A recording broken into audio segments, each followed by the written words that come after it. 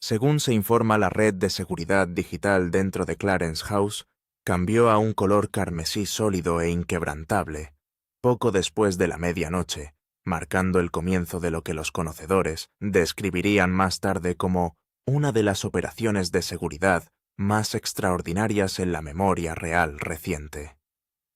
Debajo del antiguo arco de piedra que conduce a la residencia, se dice que el príncipe William entregó personalmente un decreto de gobierno de emergencia al superintendente jefe del Comando de Protección Real. En ese mismo momento, la reina Camilla se encontraba supuestamente a miles de kilómetros de distancia en el Mediterráneo, sin saber por completo que las credenciales digitales conectadas a su oficina privada supuestamente estaban siendo eliminadas del sistema de seguridad soberano.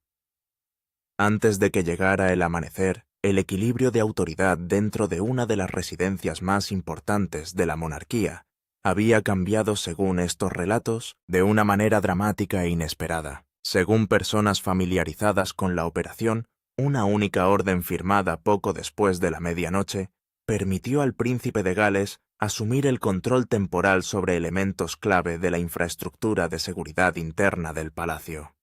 Mientras la reina consorte permanecía lejos de las costas británicas, quienes estaban dentro de Clarence House supuestamente vieron cómo los privilegios de acceso establecidos desde hacía mucho tiempo se suspendían uno por uno mediante procedimientos administrativos cuidadosamente coordinados.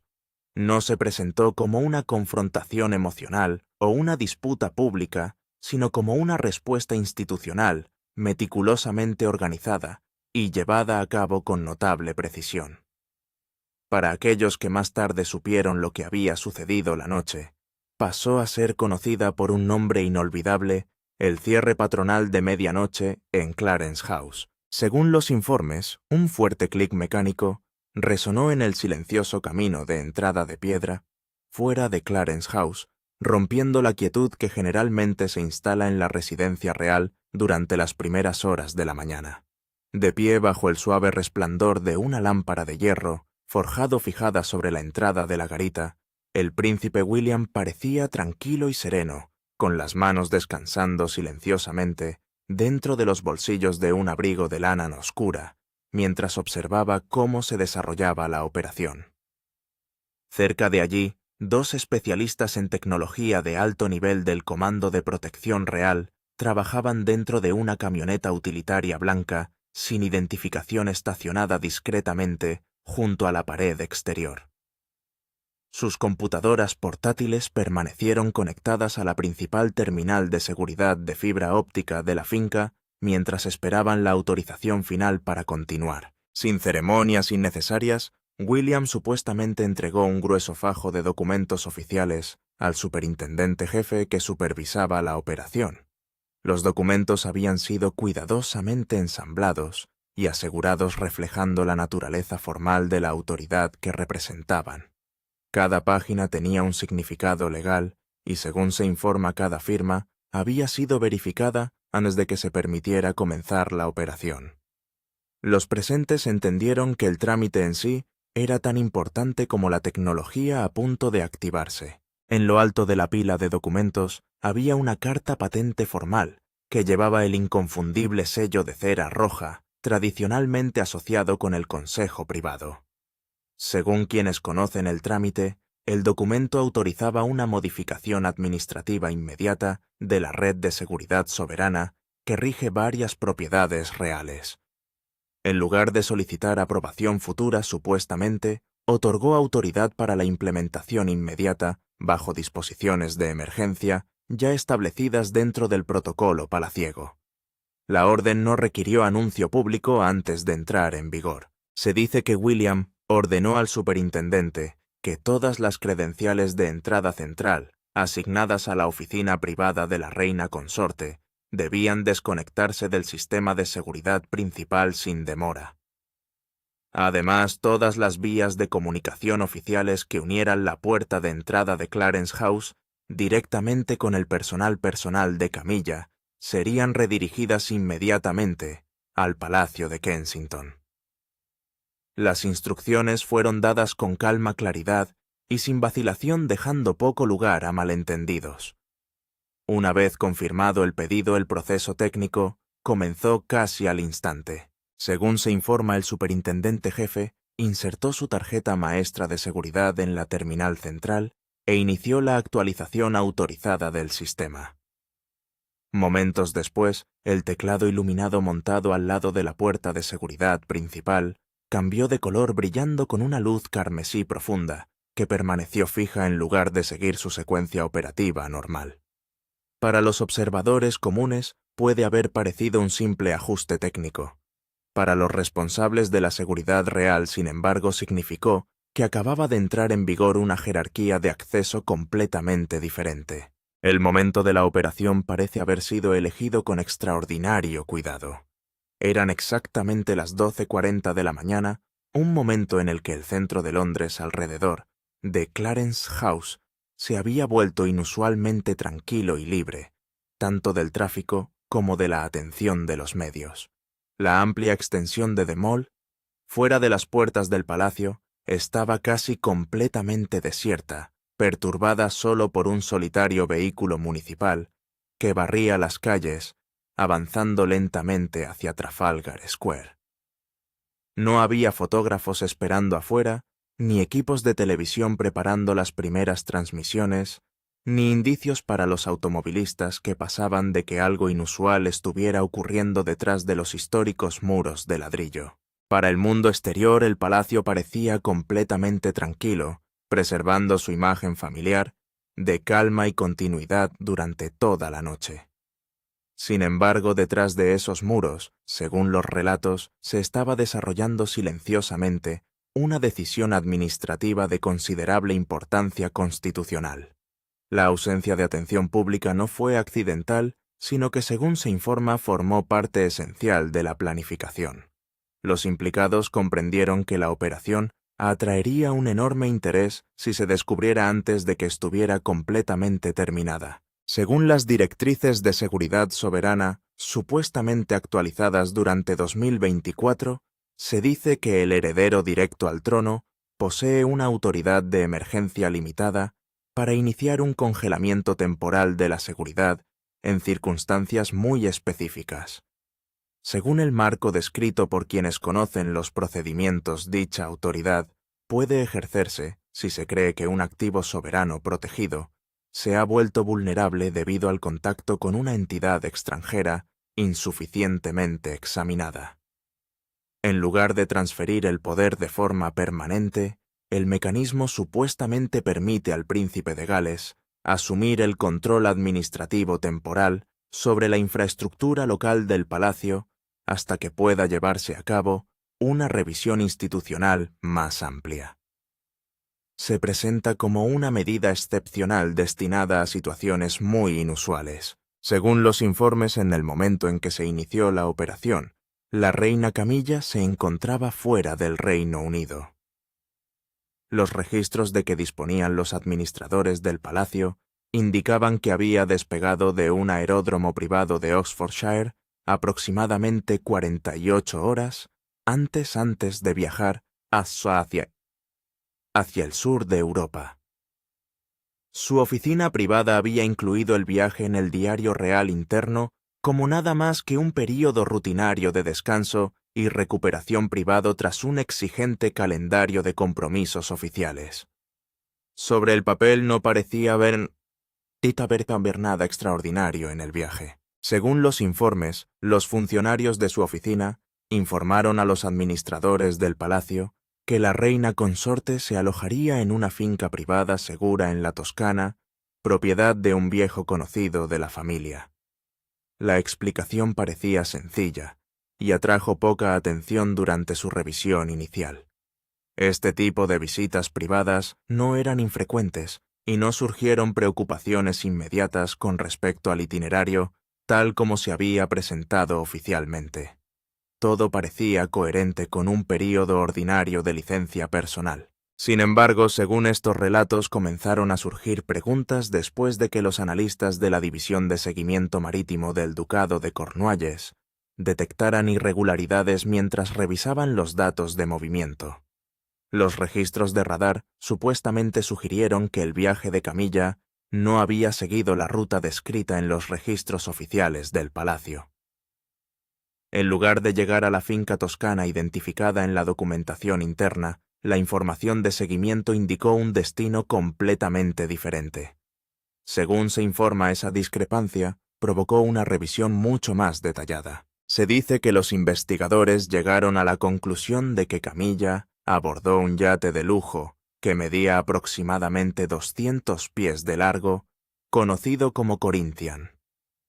Según se informa, los registros de registro vinculaban la embarcación con una empresa fantasma de las Islas Caimán, cuya estructura de propiedad atrajo un escrutinio adicional. Según estos informes, el propietario efectivo del yate era un magnate naviero de fama internacional que ya se enfrentaba a una investigación por parte de la Autoridad Marítima Europea por acusaciones de transferencias financieras no autorizadas. Aunque la investigación no había dado lugar a conclusiones penales, la asociación inmediatamente aumentó la preocupación institucional. Según se informa, William recibió el informe de seguimiento marítimo aproximadamente a las 10 de la noche, mientras revisaba documentos dentro de su oficina. Quienes están familiarizados con la secuencia de los acontecimientos afirman que no intentó consultar al secretario privado de su padre antes de actuar. En lugar de ello, supuestamente se dirigió directamente al Centro de Mando de Protección Real, creyendo que las circunstancias requerían una intervención administrativa inmediata en lugar de una consulta prolongada. La velocidad de esa decisión finalmente moldearía todo lo que siguió durante el resto de la noche. Según se informa, la llegada de una unidad de policía táctica, fuertemente armada a las afueras de Clarence House, creó un malestar visible entre los miembros del personal del palacio durante la noche. Los vehículos colocados cerca de la entrada de The Mall atrajeron inmediatamente la atención de los empleados responsables del mantenimiento de la residencia durante la estancia del rey. Aunque todos los oficiales se mantuvieron tranquilos y profesionales, el despliegue inusual sugirió que la operación implicaba preocupaciones que iban mucho más allá del mantenimiento de seguridad de rutina. Incluso el personal experimentado se dio cuenta de que estaba ocurriendo algo muy inusual. Según los informes, el dueño de la casa salió poco después de su oficina de la planta baja y se acercó al superintendente jefe en busca de una explicación.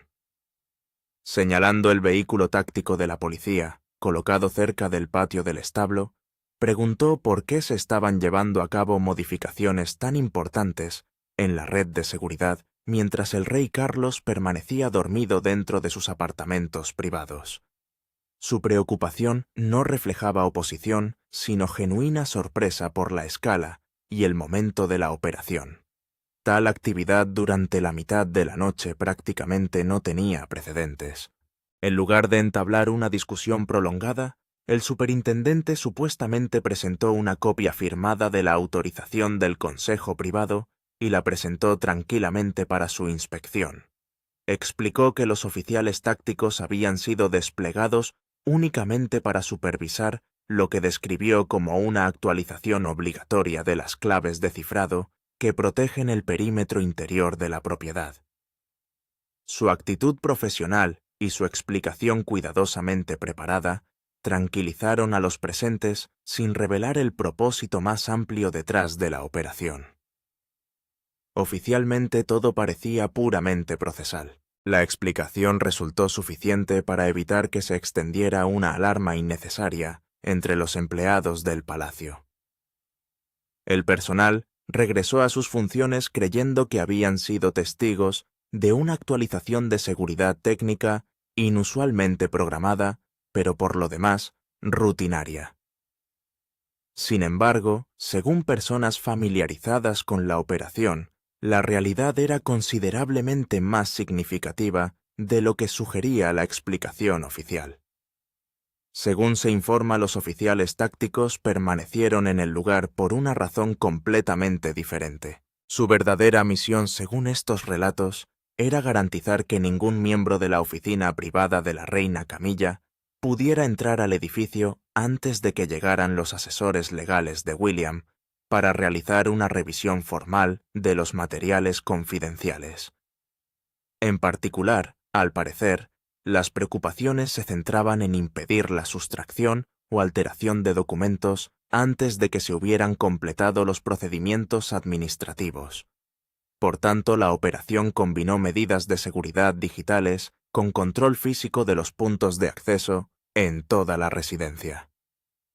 Todas las precauciones estaban destinadas a preservar la integridad de cualquier revisión que se realizara a continuación. Aproximadamente a la 1 de la mañana, la camioneta blanca desconectó su equipo de la terminal externa y abandonó silenciosamente los terrenos del palacio.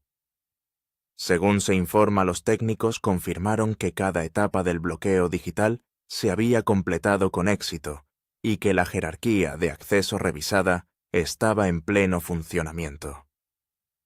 Ningún drama visible acompañó la conclusión del proceso, pero los involucrados entendieron que acababan de participar en una operación de excepcional sensibilidad constitucional. Clarence House había entrado en un estado administrativo completamente nuevo antes de que la mayor parte de Londres despertara siquiera. Incluso después de que concluyó la operación, al parecer un misterio importante seguía sin resolver entre quienes estaban familiarizados con los acontecimientos de la noche. ¿Qué evidencia habían descubierto los asesores financieros de William esa misma tarde en las cuentas del Ducado de Cornualles que pudiera justificar una respuesta institucional tan extraordinaria? Unas vacaciones privadas en el Mediterráneo a bordo del yate de un amigo, por sí solas, difícilmente explicarían la activación de los procedimientos de emergencia del palacio o la suspensión de elementos de la flota real de helicópteros. Tenía que haber algo más. Según estos relatos, la respuesta supuestamente surgió durante una auditoría financiera que examinó una serie de facturas categorizadas como mantenimiento de rutina relacionadas con Sandringham Royal Hearts. A primera vista, los gastos parecían totalmente ordinarios y atrajeron poca atención. Sin embargo, un examen más detenido reveló que se habían transferido aproximadamente 400.000 libras de la cuenta de mantenimiento agrícola a una agencia de fletamento marítimo con sede en Mónaco. La discrepancia provocó inmediatamente una mayor investigación. Los registros de auditoría supuestamente indicaron que la autorización electrónica adjunta a la transferencia se había emitido utilizando las credenciales digitales verificadas asignadas al secretario privado de Camilla. De ser exacta, la documentación sugería que los fondos asociados con el mantenimiento de las operaciones de las propiedades reales se habían redirigido hacia la financiación de acuerdos marítimos de lujo. Según se informa, el rastro financiero contradecía la explicación anterior de que el viaje había sido simplemente una generosa invitación privada de un amigo de la familia.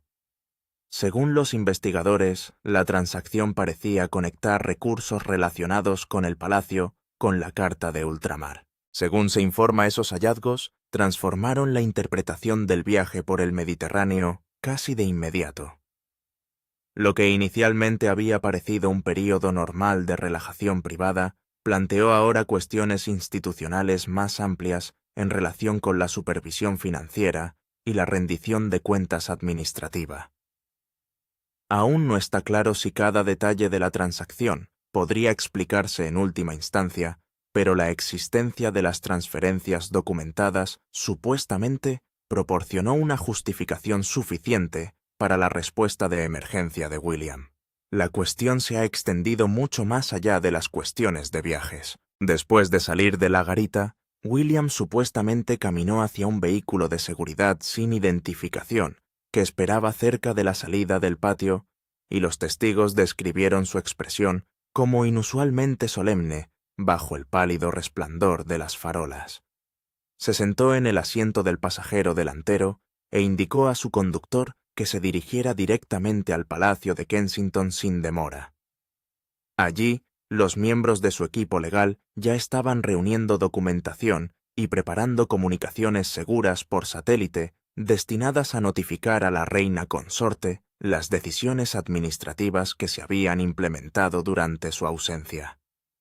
La operación estaba entrando en su siguiente etapa. Ese mismo martes por la tarde, según estos relatos, un elegante avión privado blanco había aterrizado precisamente a las 3 de la tarde en la pista de un discreto aeródromo de Oxfordshire. La reina Camilla salió del avión con gafas de sol oscuras y una ligera bata de viaje de lino, sin mostrar ningún indicio exterior de que le aguardara algo inusual más allá del viaje en sí. Detrás de ella caminaba su secretaria privada, llevando un maletín de cuero cerrado con llave, junto con 3 tabletas encriptadas, utilizadas para la correspondencia oficial. Para los observadores en el aeródromo, todo parecía completamente rutinario. Esperando junto al hangar había un sedán de lujo oscuro con cristales muy polarizados, aunque notablemente no pertenecía a la flota de Royal Mews, tradicionalmente utilizada para el transporte real oficial. En cambio, el vehículo supuestamente formaba parte de un servicio charter privado VP que operaba independientemente de la logística del palacio. Camilla entró en el habitáculo trasero sin hablar con el director del aeródromo ni llamar la atención innecesariamente. En cuestión de minutos el convoy ya se movía hacia el sur, hacia la costa. Según el diario oficial del palacio, se esperaba que la reina consorte pasara la semana descansando tranquilamente en una finca privada en Berkshire. Al mismo tiempo, la oficina de comunicaciones del palacio ya había programado declaraciones públicas, destacando su compromiso continuo con las iniciativas de alfabetización rural, asegurando que su ausencia temporal de los compromisos públicos atrajera poca curiosidad. Todo lo presentado al público reforzó la impresión de un período pacífico de permiso personal. Sin embargo, detrás de escena, se decía que el itinerario informado seguía un curso completamente diferente. En lugar de viajar hacia Berkshire, estos relatos afirman que el viaje finalmente condujo a un aislado puerto deportivo privado cerca del puerto italiano de San Remo. Amarrado en el muelle exterior, esperaba el Corinthian, el impresionante yate de lujo de 60 metros de eslora, cuyos movimientos ya habían atraído la atención de los analistas de seguridad real. Cuando Camilla llegó el transpondedor del barco, supuestamente había sido cambiado a un modo de transmisión encriptada restringida más comúnmente asociado con operaciones marítimas altamente protegidas. Fue este destino inesperado combinado con las cuestiones financieras y de seguridad que siguieron lo que supuestamente puso en marcha una de las noches más extraordinarias de agitación administrativa descritas en las recientes especulaciones reales. El barco contaba con un helipuerto, una piscina con fondo de cristal y una tripulación de 22 trabajadores marítimos internacionales. El precio diario del fletamento del barco era de 60.000 euros. La autoridad legal que utilizó el príncipe William para interceptar este viaje estaba directamente vinculada a un apéndice confidencial en el último expediente de gestión médica del rey. El documento fue redactado en abril por el Consejo Médico Real. Precisaba que durante los ciclos de tratamiento celular del sueño profundo del rey, la custodia administrativa total de los fondos soberanos se transfería automáticamente al príncipe de Gales.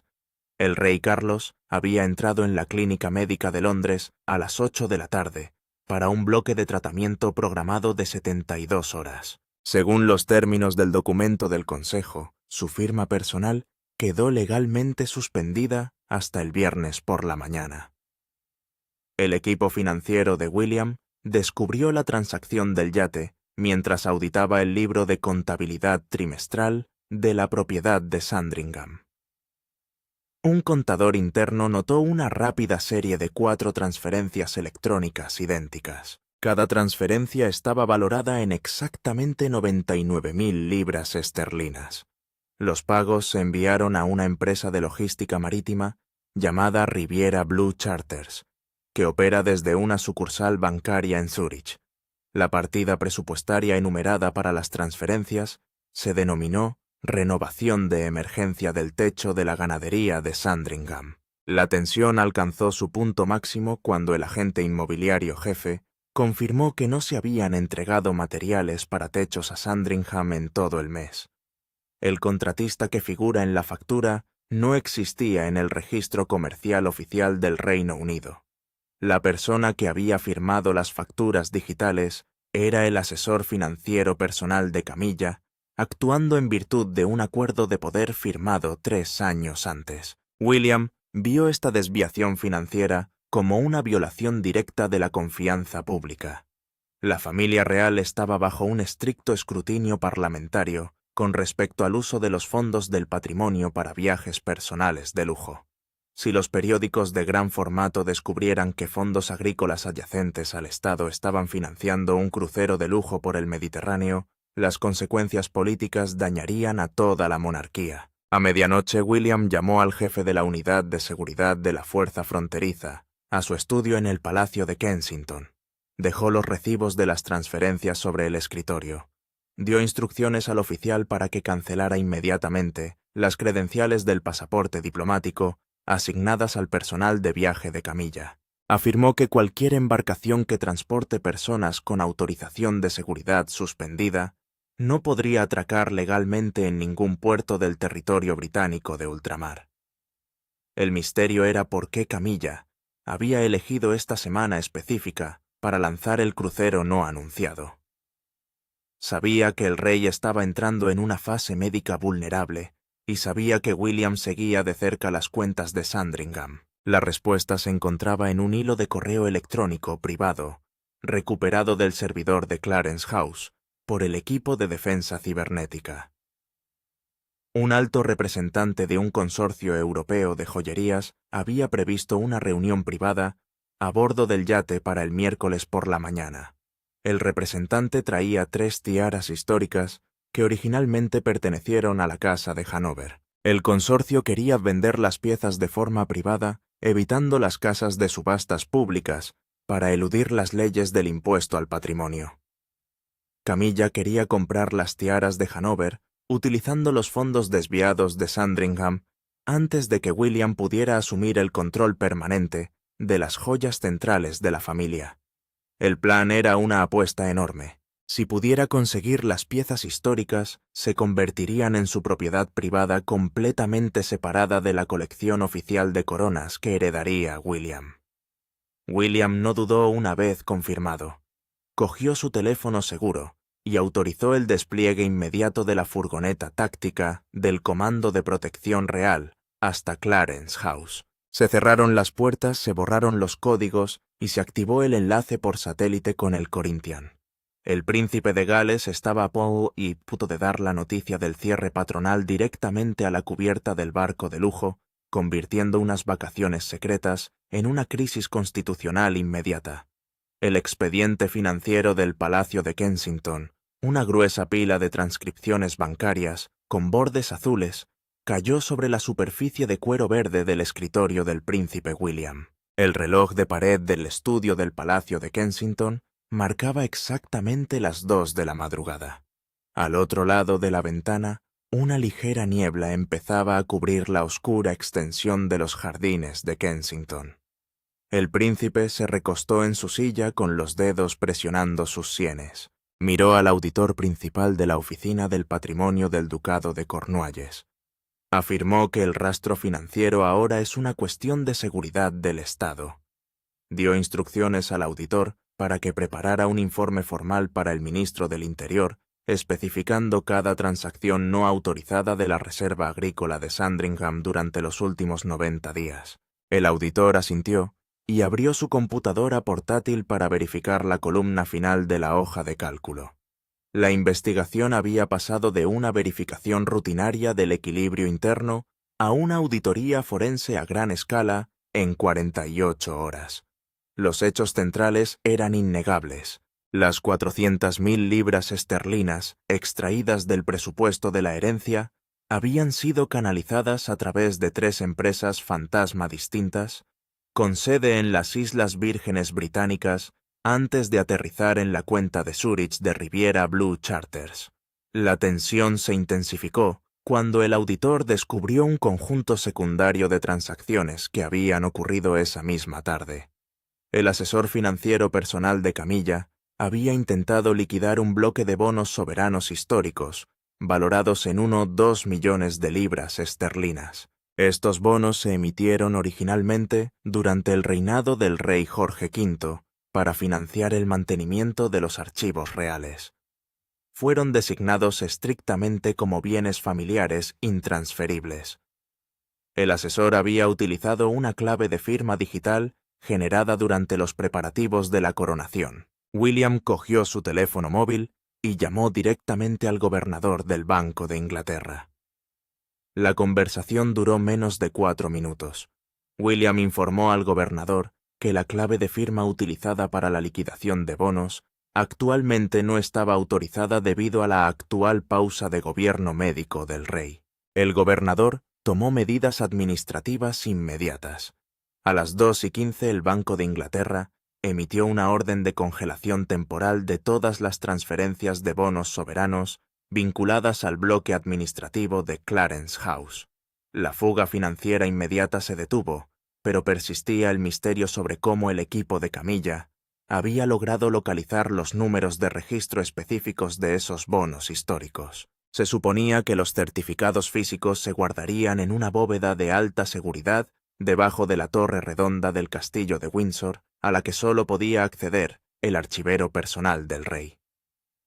El equipo de seguridad de William inició una revisión inmediata de los registros de entrada a la bóveda del palacio.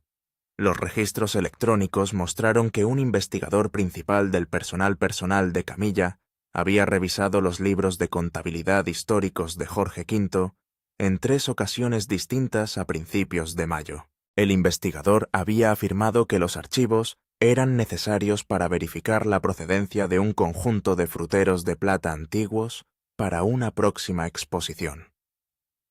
El verdadero propósito de la investigación ahora era obvio. Los fruteros plateados fueron una tapadera. El investigador había pasado esas horas copiando los códigos de registro únicos de los bonos soberanos, proporcionando los datos exactos necesarios para el intento de liquidación de Zúrich. Este descubrimiento demostró que la operación financiera no fue una elección repentina durante unas vacaciones de verano. Era un plan calculado a largo plazo para asegurar financiación independiente fuera de la supervisión de la Oficina de Tierras del Príncipe de Gales. William llamó al ministro del Interior a su residencia privada a las 2:30.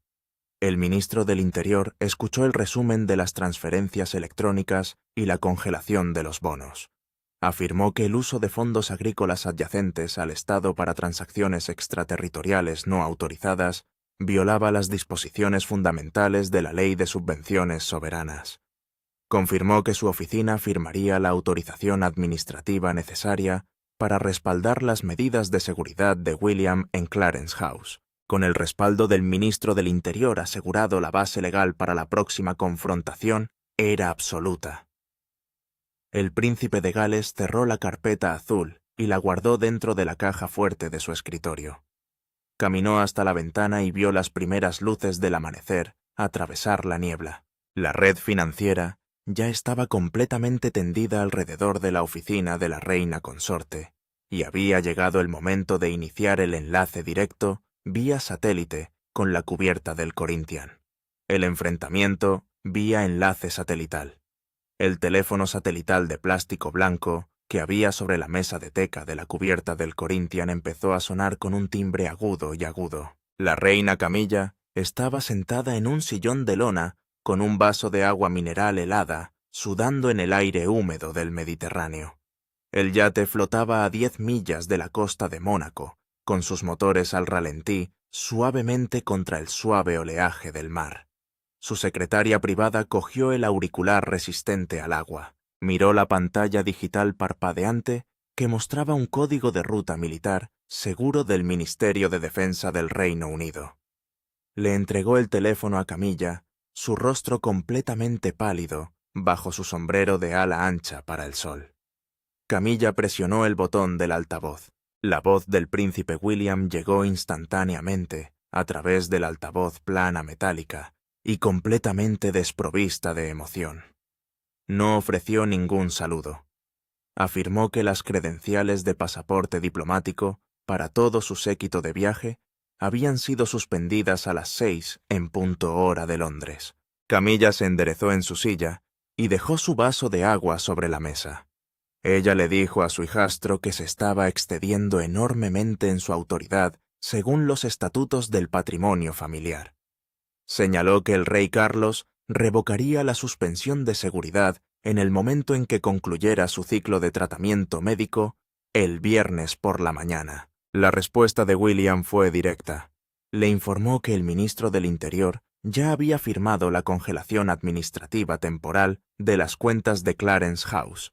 Declaró que el Banco de Inglaterra había bloqueado la liquidación de los bonos soberanos de Jorge V, dejando completamente inútil su línea de financiación de Zúrich. La línea telefónica quedó completamente en silencio, excepto por el silbido estático de la conexión satelital. La realidad inmediata de su posición era innegable. Sin pasaportes diplomáticos válidos, sus oficiales de protección personal ya no podían llevar su equipo de seguridad estándar en suelo extranjero. Según las leyes marítimas europeas, una embarcación privada que transporte individuos armados con credenciales suspendidas puede ser abordada y detenida legalmente por unidades de la Guardia Costera local. Camilla se volvió hacia su secretario y le ordenó que se comunicara de inmediato con sus representantes legales personales en sus oficinas en Lincoln's Inn Fields. Quería que presentaran una orden judicial de emergencia contra el decreto de regencia. El secretario tocó 2 veces la pantalla de su tableta electrónica y luego levantó la vista con expresión de puro pánico. Dijo que su conexión de datos móviles se había cortado por completo. El misterio era cómo el equipo de William había logrado cortar la red de comunicación segura del yate mientras el barco estaba en aguas internacionales. Un ciudadano privado no puede simplemente interferir las frecuencias satelitales de un barco comercial sin violar los tratados internacionales de telecomunicaciones. La resolución del misterio llegó cuando el capitán del yate subió las escaleras hasta la cubierta superior. Informó a Camilla que el proveedor de servicios marítimos había suspendido oficialmente su suscripción satelital debido a una bandera de cumplimiento levantada por la autoridad marítima británica. La empresa matriz del proveedor de satélites estaba registrada en las Bermudas, lo que significaba que estaban legalmente obligados a cumplir las órdenes administrativas de congelación emitidas por Londres. William había utilizado las profundas conexiones corporativas del patrimonio soberano para exhalar el yate incluso antes de realizar la llamada telefónica. Camilla respondió por el auricular. Afirmó que despojarla de su equipo de seguridad mientras estaba fuera del país era una apuesta peligrosa que dañaría permanentemente la imagen pública de la monarquía. Señaló que la familia había sobrevivido a décadas de disputas internas sin recurrir a una guerra administrativa activa. William no discutió el punto. Le dijo que se había organizado un vuelo charter para transportarla de regreso a un aeródromo militar privado en Wiltshire el jueves por la tarde. Añadió que ya se estaban recogiendo sus pertenencias personales de sus apartamentos en Clarence House, para trasladarlas a su residencia privada en el campo. La línea telefónica se cortó por completo antes de que Camilla pudiera lanzar una contraamenaza. La reina consorte contempló las aguas azules del Mediterráneo y se dio cuenta de que su compra secreta de las tiaras de Hanover estaba completamente muerta. La red se había cerrado alrededor de su oficina y Edith Stilla quedó flotando en aguas internacionales con un sistema de comunicación inutilizado y completamente desconectado de las palancas del poder en Londres. El desalojo del círculo íntimo. 2 camiones logísticos grises entraron marcha atrás en el patio trasero adoquinado de Clarence House a las 6 de la mañana del jueves. Los conductores dejaron los motores al ralentí llenando el aire húmedo con gases de escape diésel. Un equipo de 6 agentes de seguridad de la División de Operaciones Soberanas estaba cerca de la entrada de servicio sosteniendo portapapeles electrónicos y rollos de cinta roja de seguridad. El dueño de la casa los recibió en la puerta. Abrió una carpeta encuadernada en cuero que contenía una orden de desalojo inmediato firmada por el príncipe de Gales. La orden ordenaba al equipo limpiar los apartamentos privados del tercer piso asignados al personal administrativo personal de Camilla. El equipo de seguridad comenzó a moverse por los pasillos sistemático y silencioso, cerrando sistemáticamente con cinta adhesiva los archivadores y cargando cajas de almacenamiento de madera en plataformas rodantes. La secretaria privada principal de Camilla intentó bloquear la puerta de la oficina principal. Tenía una copia de su contrato de trabajo original que había sido aprobado por el rey durante la transición de la coronación. El supervisor de seguridad no discutió con él. Explicó que el contrato se encuentra actualmente suspendido bajo las disposiciones de emergencia de la revisión de la subvención soberana. Le ordenó al secretario que le entregara sus claves de cifrado oficiales y su placa de identificación de palacio. El secretario dejó las llaves sobre el escritorio y sus nudillos se pusieron blancos mientras caminaba hacia el ascensor de servicio. La limpieza de las oficinas se llevó a cabo bajo un estricto bloqueo mediático. Las puertas principales del centro comercial estaban cerradas al público y se colocaron 2 camionetas de seguridad para bloquear la vista desde la calle. Los hechos físicos de la purga quedaron documentados en los registros internos del palacio. A las 8 en punto el equipo de logística había cargado en los camiones más de 40 cajas de correspondencia privada, 3 servidores informáticos seguros y 5 guardarropas con ropa personal. La tensión en el edificio cambió cuando el equipo de seguridad llegó a la sala de comunicaciones del sótano. Un técnico de sistemas de alto nivel notó que una serie de archivos de datos cifrados salientes todavía se transmitían activamente desde una terminal asignada al enlace de prensa personal de Camilla. Los archivos se enrutaban a un servidor externo seguro en la nube, administrado por una firma corporativa de relaciones públicas en el centro de Londres. El técnico desconectó inmediatamente el cable de red principal, deteniendo la transmisión a mitad de camino. Este descubrimiento planteó una pregunta inmediata y crítica. ¿Un enlace de prensa de bajo nivel no poseía los códigos técnicos específicos necesarios para establecer un flujo de datos saliente seguro durante un cierre activo del palacio? El coordinador de seguridad inició un seguimiento digital del historial de inicio de sesión de la terminal. Los registros del sistema revelaron que la contraseña maestra del administrador se había ingresado a las 5:15 de la mañana desde una tableta portátil. La ubicación física de la tableta se rastreó hasta un vehículo privado estacionado a solo 300 metros de distancia cerca de las escaleras del Duque de York.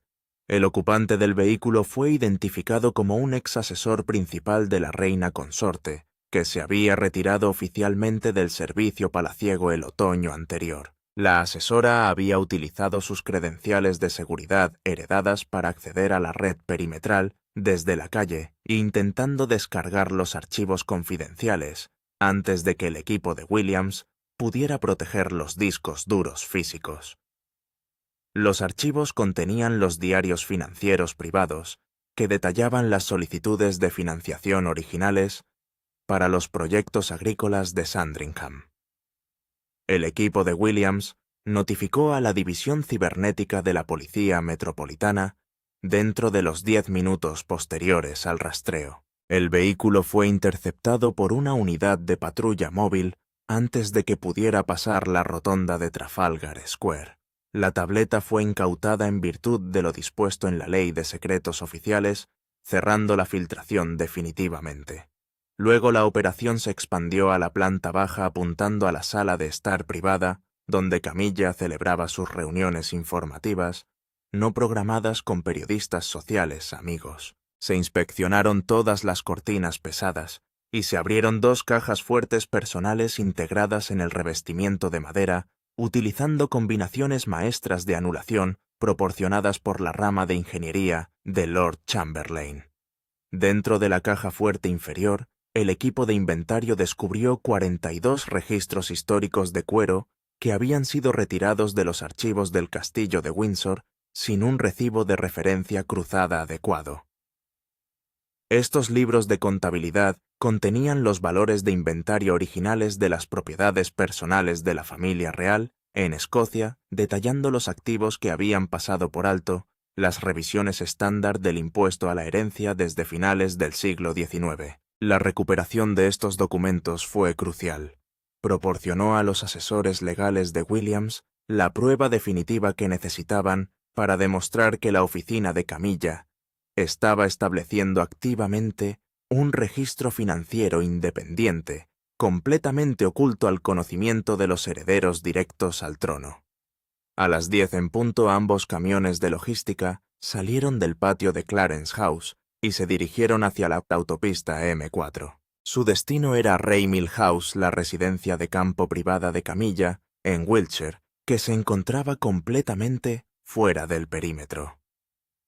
Las oficinas estaban completamente vacías, los servidores estaban a oscuras y las llaves estaban guardadas de forma segura dentro de la bóveda del Palacio de Kensington. El círculo interno que había gestionado la expansión del poder de Camilla dentro de la casa fue completamente desmantelado, dejando a la reina consorte sin huella administrativa en la capital cuando su huida finalmente regresó a suelo británico. Una nueva línea de poder absoluto. Las pesadas puertas de hierro del aeródromo militar de la RAF Lyneham en Wiltshire se cerraron con un enorme estrépito resonante exactamente a las 3 de la tarde del viernes. Prince Williams estaba dentro de la torre de operaciones primarias, mirando hacia la pista de aterrizaje a través del vidrio teñido de verde. A su lado se sentaban un alto representante del Tribunal Superior de Cancillería y 3 abogados constitucionales del Ministerio de Defensa, con las mesas cubiertas con decretos recién impresos que llevaban el sello dorado del reino. Los motores gemelos del vuelo, charter privado que transportaba a la reina Camilla desde San Remo, se detuvieron por completo cerca del hangar número 4. El príncipe de Gales se ajustó las esposas y se volvió hacia su secretario privado. Afirmó que el tratado formal de cogobernanza estaba ahora plenamente activo según las disposiciones del protocolo de regencia actualizado. Instruyó al equipo de seguridad del aeródromo para que se asegurara de que solo se permitiera acercarse a los escalones del avión a un único vehículo de transporte previamente aprobado. Las escaleras mecánicas bajaban lentamente desde la puerta del fuselaje, atravesando la húmeda niebla de Wiltshire. La reina Camilla salió a la plataforma de metal y agarró la barandilla con los dedos mientras examinaba la pista. No vio su habitual convoy de protección real, ni a su dama de honor personal, ni a sus encargados de equipaje privados. En cambio, 2 agentes uniformados de la policía de la Royal Air Force se encontraban al pie de las escaleras, flanqueados por un único vehículo familiar plateado que pertenecía a su residencia privada en el campo Ray Mill House. El oficial superior de protección se adelantó y entregó una pequeña carpeta de cuero que contenía la confirmación firmada por el rey de los nuevos límites de la propiedad. El texto del documento era absoluto y enteramente definitivo. El rey Carlos se había despertado oficialmente de su ciclo de tratamiento médico a las 9 de la mañana en la clínica de Londres. Al revisar la auditoría forense de las 400.000 libras esterlinas desviadas del Fondo Agrícola de Sandringham, junto con las transferencias bancarias de Zúrich, el rey se había negado a emitir la orden de anulación soberana que la oficina de su esposa había solicitado. En cambio, Carlos había firmado el Acuerdo de Cogobernanza Permanente de 2026, un decreto estatal que integraba formalmente la firma del príncipe de Gales en todas las decisiones administrativas y financieras importantes de la monarquía. La decisión del rey resolvió el enorme misterio constitucional que había mantenido en vilo a las oficinas de palacio durante toda la semana. Los cortesanos habían especulado si Carlos intentaría encontrar un compromiso familiar diplomático para minimizar la vergüenza pública de un desalojo de palacio. La respuesta estaba en un enlace de vídeo privado de alta seguridad que se había establecido entre la Clínica de Londres y el Palacio de Kensington a las 10 en punto de esa mañana. William le había regalado a su padre los 42 registros históricos de cuero, recuperados de la caja fuerte escondida dentro de Clarence House.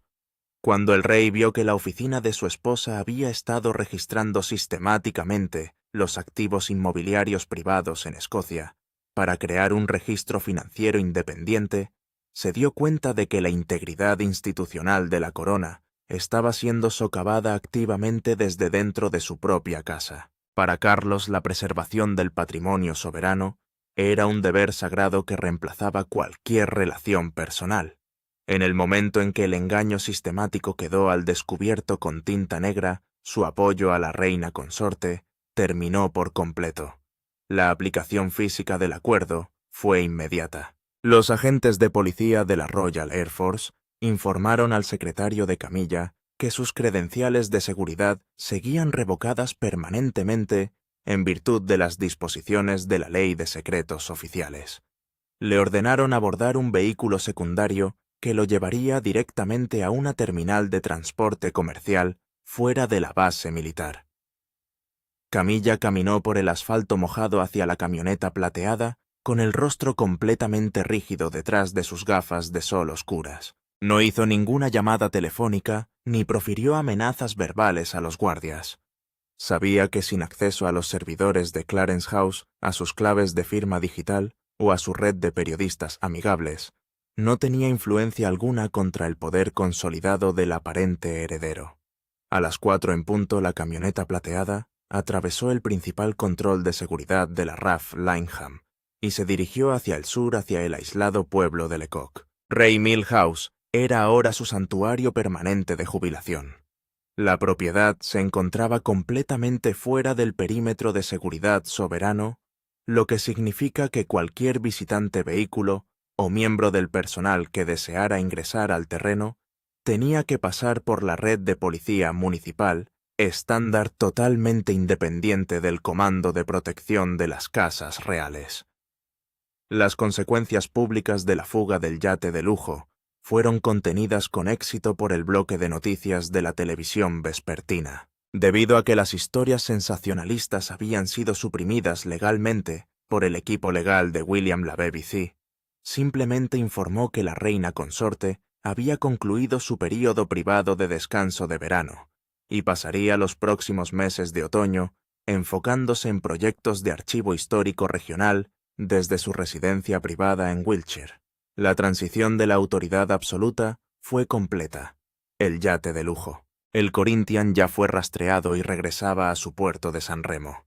Su contrato de fletamento terminó y los fondos agrícolas restantes fueron recuperados en su totalidad por el Tesoro del Ducado de Cornualles. El príncipe William salió de la torre de operaciones a las 5 en punto y se subió al asiento delantero de su coche de seguridad sin distintivos. La red había aguantado. Las estructuras financieras deshonestas se disolvieron y la gestión de facto de la monarquía británica quedó firmemente bloqueada bajo el control unificado del futuro rey. De vuelta en Clarence House, el silencio en el ala administrativa del tercer piso era absoluto. Los escritorios vacíos, los cables de red cortados y las paredes desnudas eran un crudo recordatorio de lo rápido que se podía desmantelar una facción palaciega atrincherada cuando se imponía el Estado de Derecho. Al caer la noche llegaron equipos técnicos especializados del GCHQ para comenzar un barrido completo de la infraestructura digital del edificio, garantizando que no hubiera flujos de datos ocultos ni claves de acceso no autorizadas activas dentro de la red de comunicaciones soberana. Cada terminal de computadora fue rediseñada con nuevos protocolos de seguridad de grado militar, separando permanentemente la antigua red administrativa de la reina consorte de las operaciones centrales del Estado británico. La estabilidad política inmediata del reino estaba asegurada, pero las lecciones estructurales de la crisis de los yates de lujo resonarían en toda la institución durante décadas.